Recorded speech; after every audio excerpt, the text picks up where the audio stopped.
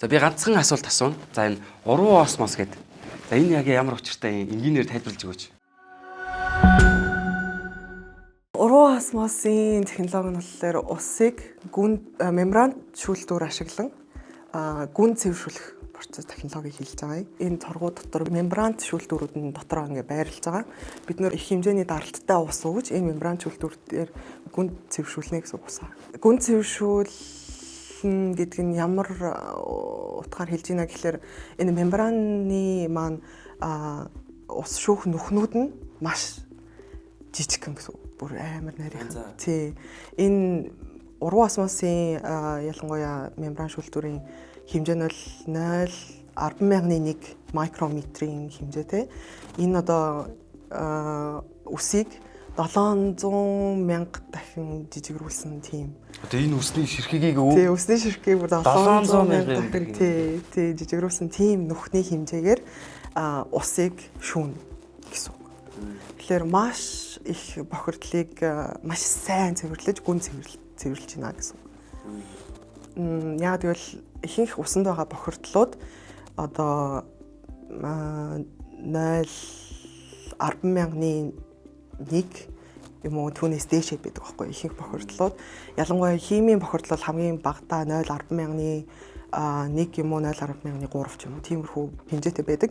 Тэгээд химийн бодис усан дах эрдэс, хүнд металл, тэгээд бүхэл төрлийн бохирдлыг өөр дээр ингээд мембраны шүүлтүүр дээр ингээд аваад үлдчихнэ гэсэн үг байхгүй. Уруу осмос гэж яг юу гэсэн утгатай? Уруу осмос гэдэг нь одоо нөгөө байгальд тохиолдох осмос хөдөлгөөн, усны молекулын осмос хөдөлгөөнөөс гаралтай нэртэй мөлий. Усны молекулын осмос хөдөлгөөн чинь их концентрацтай усны молекулаас бага концентрацтай усны молекул руу мембран хагас мембрант нэвчүүлэгч мембрантаар ингээд шилжих хөдөлгөөнийг хийж байгаа юм билээ. Тий. Тэгээд энэ шилжих хөдөлгөөнийг байгальд олддог энэ осмос гэдэг шилжих хөдөлгөөн байдаг гэдгийг бид нар мэддэг. Гэхдээ яагаад урвуу гэж нэрлсэн бэ гэхээр энэ байгальд олддог шилжих хөдөлгөөн маань өөрөө ямар ч даралтгүй өөрөө ингээд байгалийн ингээд замаар явдаг юм уу те. Бид нар болохоор урвуу гэж нэрлсэн учир шалтгаан нь болохоор их хэмжээний даралтаар бид нар мембран шүүлтүүртэй өгдөг. Их хэмжээний даралттай ус мембран шүүлтүүртэй өгсөн гол шалтгаан нь болохоор мембран шүүлтүүрийн нөхөн өөрөө айгүй жижигхэн учраас их даралттай өгчиж усыг бүр 700,000 тий маш нарийнхан нүхтэй мембран нүхтэй шүүлтүүр учраас их хэмжээний даралтаар өгчиж хүн цэвэршүүлдэг. Бидэрт одоо яг ямар ач холбогдолтой байгаад байна энэ уруу осмос?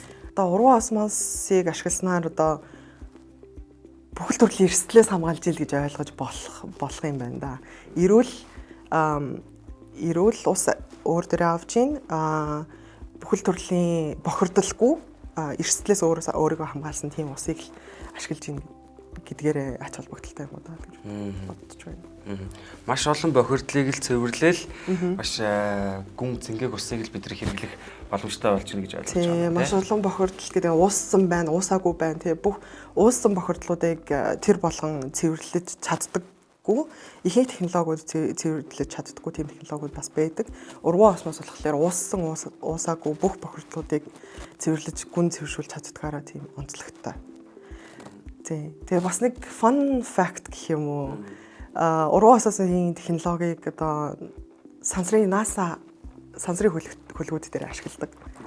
Тий. Тэгээд яагаад тэр нь амар сонирхолтой вэ гэхлээр ус байхгүй газар шүү дээ. Ус байхгүй учраас усыг аль болох дахин ашиглаад одоо хүрэлцээтэй байх шаардлагатай шүү дээ, тий.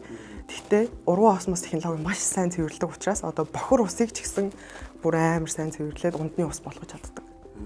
Тий. Урвуу осмосын технологиг бас дэлхийд даяар давсгүйжүүлэх зорилгоор бас ашигладаг байхгүй юу?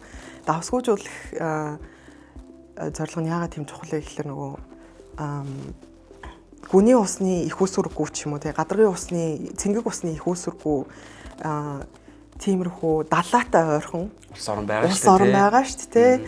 Тэнгүүд далайн усыг усгүйжүүлээд ундны усанд ашиглахад бас ашигладаг. Тийм гүн цэвэршүүлдэг тийм амар мундаг технологи байхгүй юу? Манай Монголд одоо байна те. Одоо байна. Одоо ингээ ороод ирлээ. Юу хамгийн том их одоо capacity-тай гэж хэлж болно тийм. Багтаамж их хүчин чадалтай манай үйлдвэр дээр байна. Хүчин чадалтайгаар манай үйлдвэр дээр байна гэж бодож байна. За баярлалаа хангаж. Баярлалаа. Тэгэхээр энэ удаа уруу осмосыг та бүхэндээ тайлбарлаж хүргэлээ. Ингээд дараагийнхаа тайлбарлах контентоор уулзцгаая.